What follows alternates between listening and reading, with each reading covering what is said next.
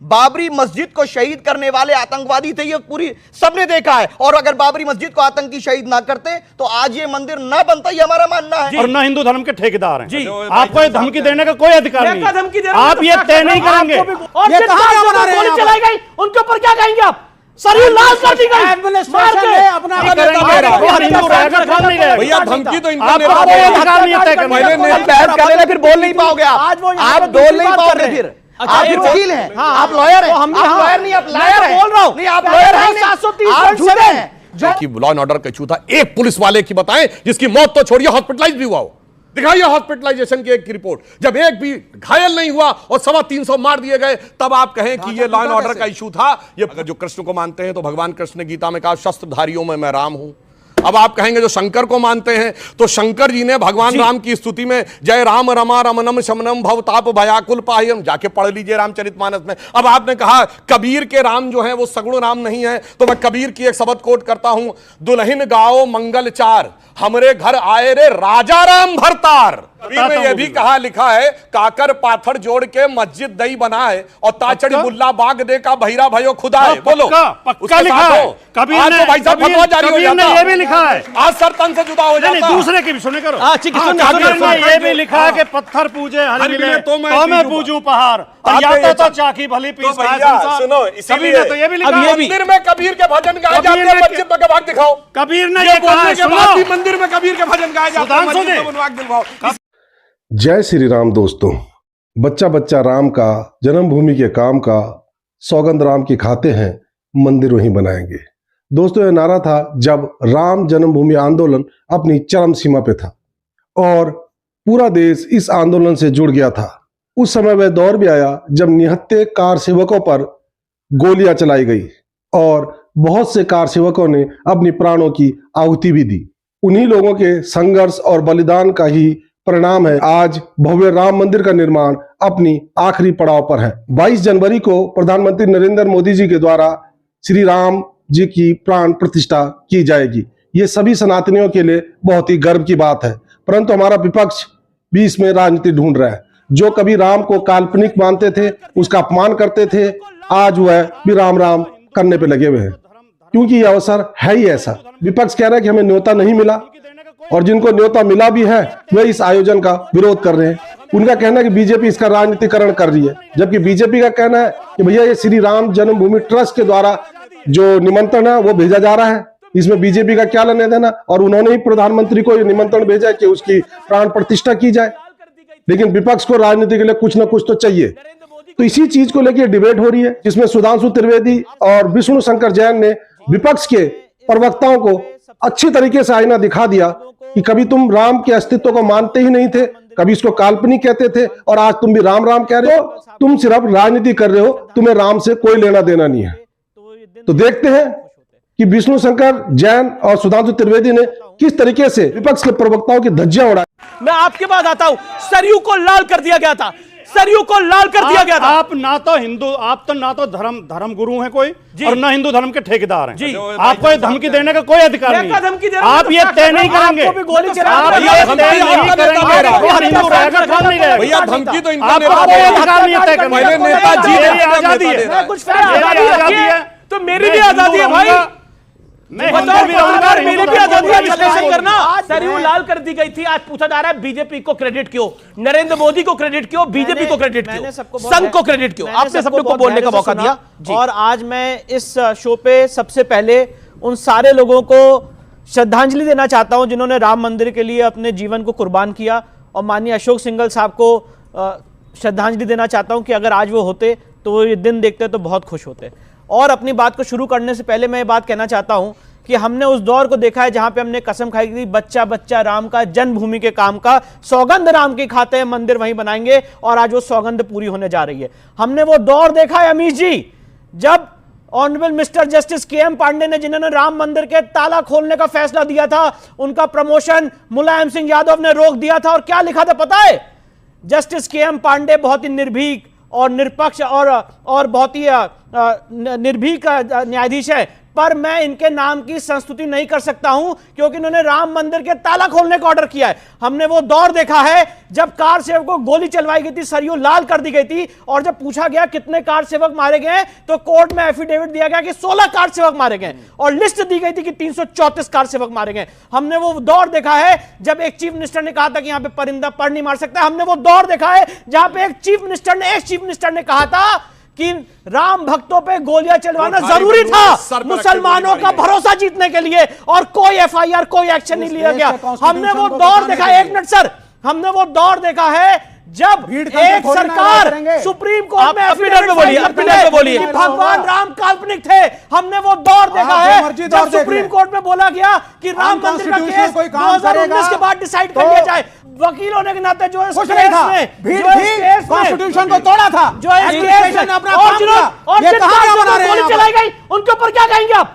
सरयू लाल कर दी गई, एडमिनिस्ट्रेशन ने अपना काम किया, एडमिनिस्ट्रेशन ने अपना काम किया, 334 गोली चलवाई गई, कानून तोड़ा गया था, जान गवाई, और उसके बाद अच्छा विवेक जी आप इन्होंने टाइमर चल रहा है, इन्होंने 2 मिनट 30 सेकंड बोला, जिसमें से आप 40 सेकंड बाद आप बोलने लग गए। ये न्याय नहीं है, ये न्याय नहीं है। वो अपनी टर्न के लिए वेट करते रहे। शदाब, क्या आपको लगता है कि इस देश का विपक्ष कंफ्यूज्ड है या वो क्लियर है अपने माइंड के अंदर? क्योंकि एक तरफ अखिलेश जी कहते हैं, अखिलेश जी बहुत सम्मानित नेता हैं, फॉर्मर सीएम है, वो कहते हैं कि अगर मुझे बुलाया जाएगा तो मैं जरूर जाऊंगा, और डिंपल यादव जी कहती है कि अगर बुलाया जाएगा तो जाएंगे, अगर नहीं भी बुलाया जाएगा तो बाद में जाएंगे।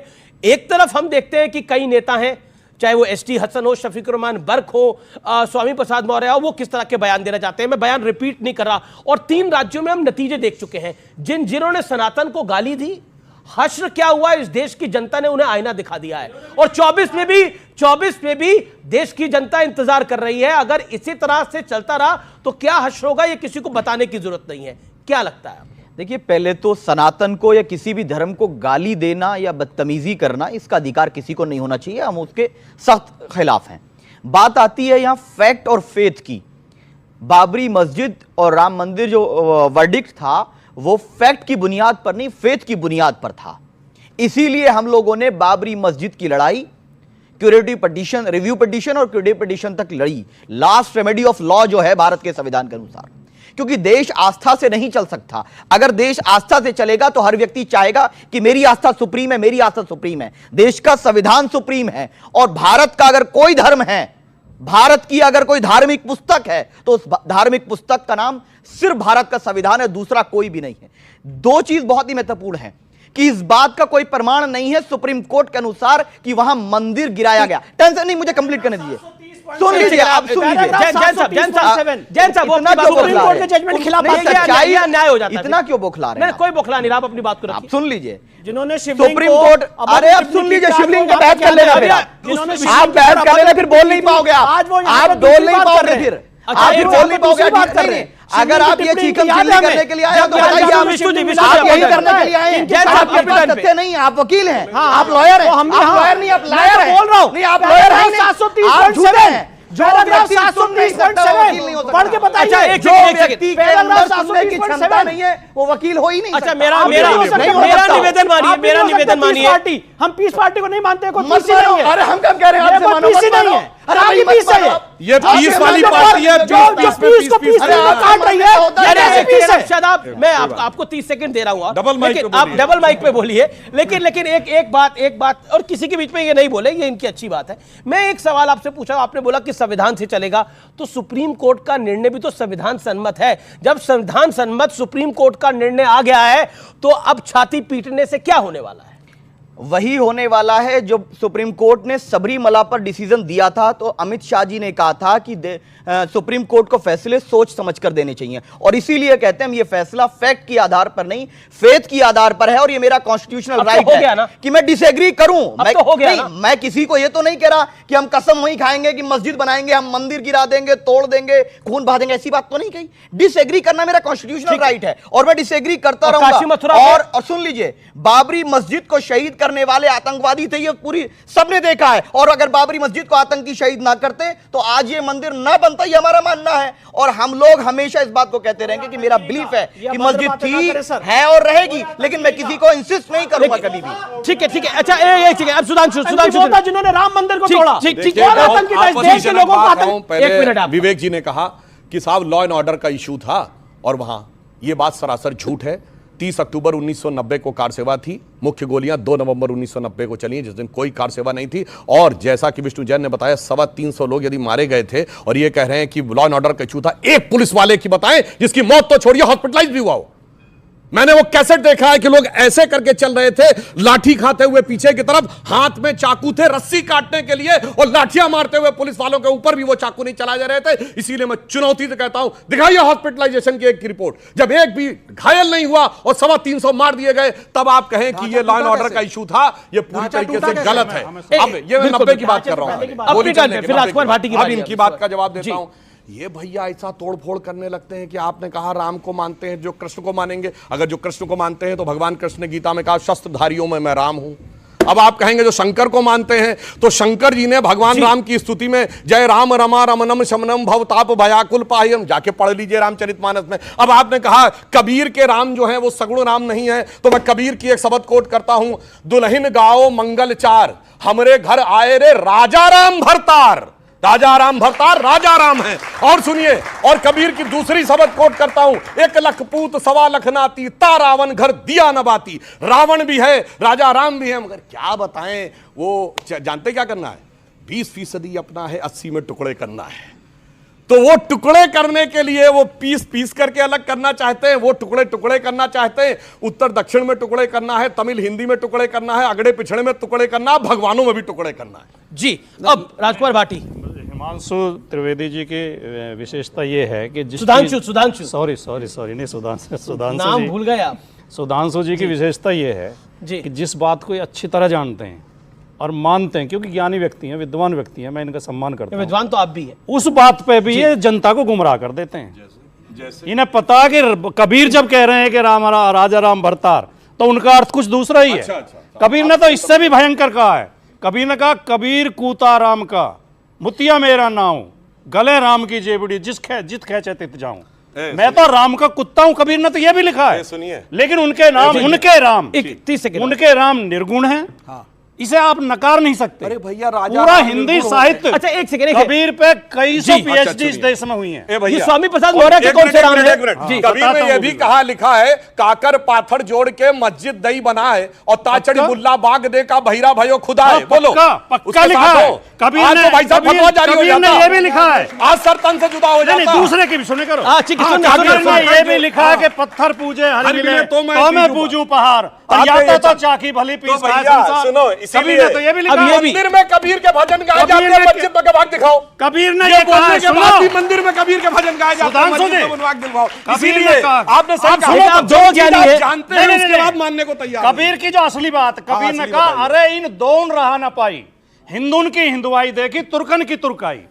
वो मुस्लिम को भी लताड़ते हैं, मुस्लिम कट्टरवाद के भी खिलाफ थे, हिंदू कट्टरवाद के भी खिलाफ, और हिंदू कबीर, और यही लाइन हमारी है, यही लाइन हमारी है। लेकिन मुस्लिम कट्टरवाद का समर्थन नहीं। बहुत अच्छी बात बोली। अच्छे मुसलमान को चाहते हैं, अच्छे हिंदू को चाहते हैं। मेरे कार्यक्रम में मुझे तो मौका दीजिए। अब बोला एक मिनट, आज दोनों ने ये कहा जी, दोनों ने, वकील साहब ने भी, इन्होंने भी जी, 325 लोग मार दिए। तो कोई सूची है, कोई रिकॉर्ड है? सुनिए, बीच में मत चिल्लाइए, बीच में मत चिल्लाइए। नहीं, ऑन रिकॉर्ड बात कर रहा हूं मैं। शर्म आती है कि एक वकील इस तरह की बहस कर रहे हैं। शरीर लाल कर दी गई थी, जिसको पता नहीं है, लेकिन कहा गया जिसको कोर्ट के रिकॉर्ड में पता है। अभी बहुत इंटरेस्टिंग बात बोली गई और बहुत सम्मानित मेहमान है हमारे राजकुमार भाटी। उन्होंने बोला, देखिए, ना तो मुस्लिम कट्टरपंथी पसंद है, ना हिंदू कट्टरपंथी पसंद है।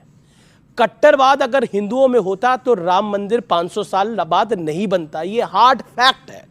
अगर कट्टरवाद हिंदुओं में होता तो राम मंदिर के लिए वो 500 साल का इंतजार नहीं करते, वो कोर्ट का इंतजार नहीं करते। देखा आपने किस तरीके से विपक्ष भी इसके ऊपर राजनीति कर रहा है, क्योंकि उसको राजनीति के लिए मुद्दे ही नहीं मिल रहे, तो उन्होंने सोचा कि इसी मुद्दे को लेके आगे बढ़ते हैं, हो सकता है हमें फायदा हो जाए।